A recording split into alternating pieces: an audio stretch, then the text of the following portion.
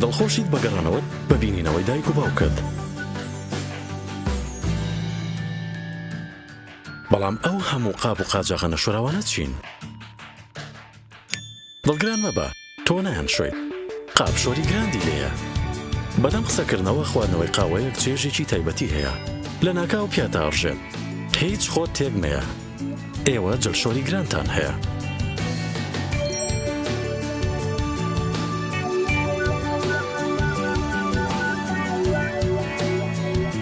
کاتێک بینی باوکت بێزار و ماندوو لە کارە گەڕێتەوە، دڵتەنگ مەبە، زوو دڵخۆشە بێت. ئاخرێوە تەلەڤیزیۆنی گرانتان هەیە.